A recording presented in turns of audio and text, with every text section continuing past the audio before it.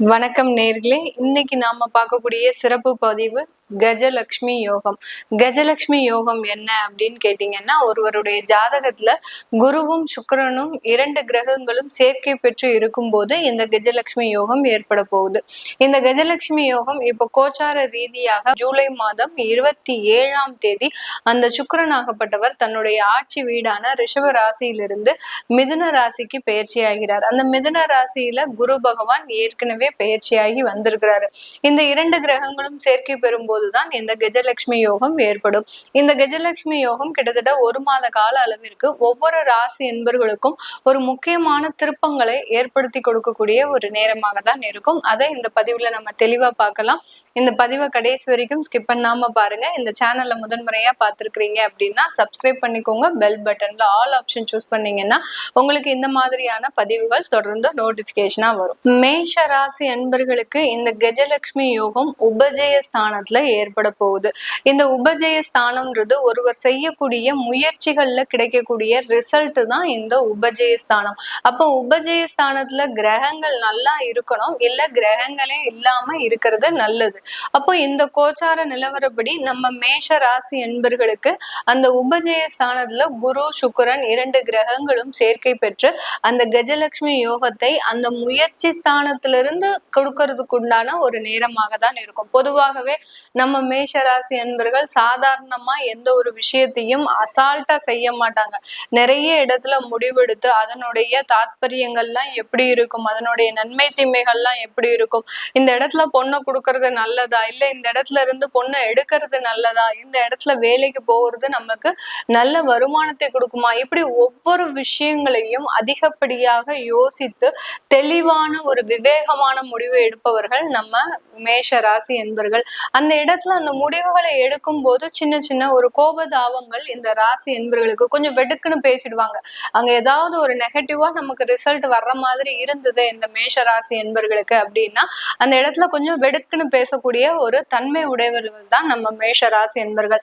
அது இப்படி பேசினா கூட அந்த இடத்துல நமக்கு நல்ல ரிசல்ட் வரணும், அதுதான் அந்த மேஷ ராசி என்பர்களினுடைய ஒரு லட்சியமாக இருக்கும். இப்படிப்பட்ட இந்த மேஷ ராசி என்பவர்களுக்கு கடந்த காலத்துல எடுத்த சில முடிவுகள் எல்லாமே கொஞ்சம் நேர்மாறா போயிருக்கும். அவர்கள் எதிர்பார்த்தது ஒண்ணு, ஆனா நடக்கிறது ஒண்ணு. அந்த மாதிரியாக இவர்களுக்கு ஒரு முரண்பட்ட முடிவுகள் அப்படின்றது கடந்த காலத்துல இந்த ஜென்ம சனி அப்படின்ற ஒரு விஷயத்தை தாண்டி, அதாவது இவர்களுக்கு அந்த 7.5 சனியில அந்த விரய சனியில இருக்கக்கூடிய அந்த விஷயத்தை தாண்டி எல்லா இடத்துலயுமே இவர்களுக்கு ஒரு தடைகள் இருந்துகிட்டு தான் இருக்கு. இதற்கு சனியினுடைய ஒரு காரகம், அந்த சனியினுடைய ஸ்தானம் ஒரு பொறுப்பே கிடையாது. ஏன்னா விரய சனின்றவர் உங்களுக்கு வருமானத்தை கொடுத்து அதை விரயமாக்குறதுக்கு தான் வழி பண்ணுவாரே ஒழிய வருமானமே இல்லாம உங்களை போட்டு பெரிய அளவுக்கு நெருக்கடியே கொடுக்க மாட்டார். ஆனா அப்படி இருந்தும் இந்த இடத்துல இந்த மேஷராசி என்பவர்களுக்கு வருமான தடைகள் இருந்திருக்கு.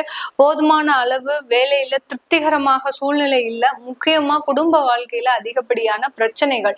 குடும்ப வாழ்க்கைன்னு சொல்லும் போது நம்ம இல்லற வாழ்க்கை, ஒரு கணவன் மனைவி தம்பதி, அடுத்து பாத்தீங்கன்னா ஒரு கணவன் மனைவியினுடைய ஒரு அந்யோன்யம், அடுத்து பாத்தீங்கன்னா அந்த குடும்பத்துல கூட்டு குடும்பமாக இருந்த குடும்பம் பிரிந்த ஒரு நிலைமைக்கு ஆளாகிறது, அடுத்து பாத்தீங்கன்னா ஒரு உறவுகள்னால ஏமாற்றம், இந்த மாதிரியாக அந்த இல்லற வாழ்க்கையில அதிகப்படியான ஒரு பிரச்சனையை அனுபவித்து வந்த இந்த மேஷ ராசி அன்பர்களுக்கு இந்த 2 சுப கிரகங்களும் சேர்ந்து அந்த இல்லற வாழ்க்கையை சீரமைத்து கொள்வதற்குண்டான ஒரு நேரமாக தான் இருக்கும். ஏன்னா மேஷராசி என்பர்கள் ரொம்ப அதிகப்படியான ஒரு கவனம் எங்க வச்சிருப்பாங்க அப்படின்னு கேட்டீங்கன்னா தன்னுடைய இல்லற வாழ்க்கை, தன்னுடைய குடும்ப வாழ்க்கையில அதிகப்படியான கவனம் வச்சிருப்பாங்க.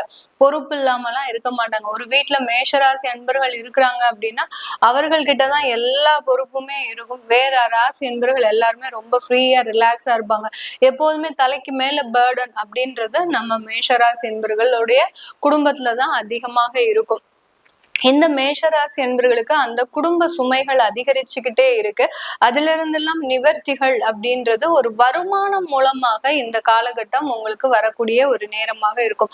பாரம் ஏறிக்கிட்டே போலாம், ஆனா அந்த பாரத்தை குறைக்கிறதுக்கு நமக்கு ஏதாவது ஒரு வருமானம் தேவை, இல்லை ஏதோ ஒரு உத்தியோகம் தேவை, இல்லை ஏதோ ஒரு வேலை தொழில் சம்பந்தப்பட்ட ஒரு வாய்ப்புகள் தேவை. இந்த மாதிரியாக தான் எல்லா மேஷராசி அன்பர்களுமே அதிகப்படியான ஒரு பாரத்தோடு வாழ்க்கையை நடத்துபவர்களாக இருக்கிறாங்க.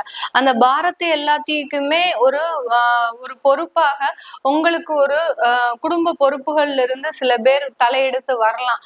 உங்களுடைய குழந்தைகள் அடுத்த கட்ட ஒரு ஜெனரேஷனாக அந்த வேலையை பார்க்கறதுக்கு உண்டான ஒரு இடத்துக்கு வரலாம், சம்பாதிக்கக்கூடிய ஒரு ஸ்தானத்துக்கு வரலாம். இல்ல உங்களுடைய குடும்பத்துல இருக்கக்கூடிய மனைவின்ற சொல்லக்கூடிய அந்த சுக்கிரனே பாத்தீங்கன்னா உங்களுடைய தனஸ்தானாதிபதி தான். அப்படி அந்த மனைவியாகப்பட்டவள் தன்னுடைய பங்களிப்பையும் அந்த குடும்பத்திற்கு கொடுத்து இந்த மேஷராசி அன்பர்களின் தலைக்கு மேல இருக்கக்கூடிய பாரத்தை கொஞ்சம் குறைப்பதற்கு உண்டான ஒரு நேரமாக தான் இந்த ஒரு மாத கால அளவு இருக்க போகுது. இந்த மாதிரி எல்லாம் உங்களுக்கு இருக்கு அப்படின்னா நீங்க கீழே கமெண்ட் பாக்ஸ்ல தாராளமா கமெண்ட் பண்ணலாம். ஏன்னா நிறைய பேருக்கு அவர்களுடைய வாழ்க்கையில என்ன நடக்குதுன்னே தெரியாம போயிட்டு இருக்கிறாங்க. எந்த இடத்துல பள்ளம் இருக்கும் தெரியல, எந்த இடத்துல ஒரு நல்ல பாதைகள் இருக்கும், அந்த நல்ல பாதையை ரிஜெக்ட் பண்ணிட்டு இந்த மேஷராசி என்பர்கள் இந்த 7.5 சனி அப்படின்ற ஒரு தொடக்கத்துல இருக்கிறதுனால அந்த கெடுதலான பாதையை நீங்க சூஸ் பண்ணிடுவீங்க. அதுக்கு இந்த மாதிரியான பதிவுகள் அப்படின்றது உங்களுக்கு நல்ல எஜுகேட் பண்ணும். அதனால ரொம்ப கவனமா பார்த்துட்டே வாங்க, கடைசி வரைக்கும் நீங்க ஸ்கிப் பண்ணாம பாருங்க. இந்த மேஷராசி அன்பர்கள் தன்னுடைய தொழில்ல மிக பெரிய அளவுக்கு ஒரு நஷ்டத்தை ஒரு குறுகிய காலகட்டத்துல சந்திச்சிருப்பீங்க. ஒரு 10 வருஷமா நல்லா போயிட்டு இருந்த தொழில் பாத்தீங்கன்னா திடீர்னு ஒரு 2 வருஷமா பெருமளவு ஒரு நஷ்டத்தை சந்திச்சிருக்கும். அந்த நஷ்டத்துல இருந்து வெளிவர முடியாத ஒரு பிரச்சனையாக தான் எல்லா இடத்துலயுமே ஒரு பொருளாதார வீழ்ச்சி, அடுத்து கடன் கேட்ட இடத்துல கடன் கிடைக்காது, அடுத்து பாத்தீங்கன்னா மூலப்பொருட்களுடைய தட்டுப்பாடு, இப்படி எல்லாம் இந்த மேஷராசி என்பர்களுக்கு போதுமான அளவு அந்த தொழில்ல முன்னேற்றங்கள் கிடையாது. இந்த சுக்கிரனாகப்பட்டவர் அந்த தொழில்ல இருக்கக்கூடிய தேவையான மூலதனங்களை கொடுப்பதற்குண்டான ஒரு அதிகாரியாக தான் இந்த காலகட்டம் உங்களுக்கு செயல்பட போறார். அந்த மூலதனம்ன்றது எப்படி வரப்போகுது உங்களுக்கு அப்படின்னு கேட்டீங்கன்னா வெளி இடத்திலிருந்து வரக்கூடிய ஒரு மூலதனமாக தான் இருக்கும். உங்க நண்பர்கள் மூலமாக, உங்கள் உறவுகள் மூலமாக அந்த மூலதனமாகப்பட்டது மிக அதிக அளவில் கிடைக்கக்கூடிய ஒரு அமைப்பாக தான் இந்த கஜலட்சுமி யோகம்ன்றது அதிகப்படியான பொருளாதார வளர்ச்சிகளை உங்களுக்கு இந்த காலகட்டம் கொடுக்கறதுக்கு உண்டான ஒரு நேரமாக இருக்க போகுது. இந்த இடத்துல வேலை வாய்ப்பு இழப்புகள் இருந்தது அப்படின்னா, நீங்க ஏற்கனவே வேலைகளை இழந்து இருக்கிறீங்க மேஷராசி என்பர்கள், சாமானியமா ஒரு இடத்துல வேலையை விட மாட்டீங்க. அப்படியே ஒரு இக்கட்டான ஒரு சூழ்நிலை உங்களுக்கு தசாபுத்தி கிரகங்களின் பாதிப்புகள் காரணமாக நீங்க வேலையை விட்டு இருக்கிறீங்க அப்படின்னா இந்த ஒரு மாதத்துல அதற்குண்டான ஒரு நிவர்த்தின்றது எளிதாக கிடைக்கும், ஒரு துரிதமாக. ஏன்னா உங்களுடைய 12ஆம் இடத்துல சனி வக்ரமாக இருக்கிறதுனால அந்த வேலை வாய்ப்பு வளர்ச்சிகள் மிகவும் துரிதமாக நடக்கக்கூடிய ஒரு நேரமாக தான் இருக்க போகுது. இந்த காலகட்டத்துல வெளிநாடு சென்று நாங்க போய் சில வேலைகளை செய்யணும், இல்ல உயர் படிப்புக்கு படிக்கணும் அப்படின்னா அதற்குண்டான முயற்சிகள்லாம் எடுக்கலாம். ஒரு குறுகிய கால கிரகங்களின் பயிற்சி சில முயற்சிகளை வெற்றி அடைய வைக்கிறதுக்கு உண்டான ஒரு நிவர்த்தியை தரும். இந்த காலகட்டத்துல போய் நம்ம வெளிநாட்டுக்கே போகணும்னு நிறைய முயற்சி பண்ணோம்னா அது தவறான ஒரு வாய்ப்பை தான் கொடுக்கும்.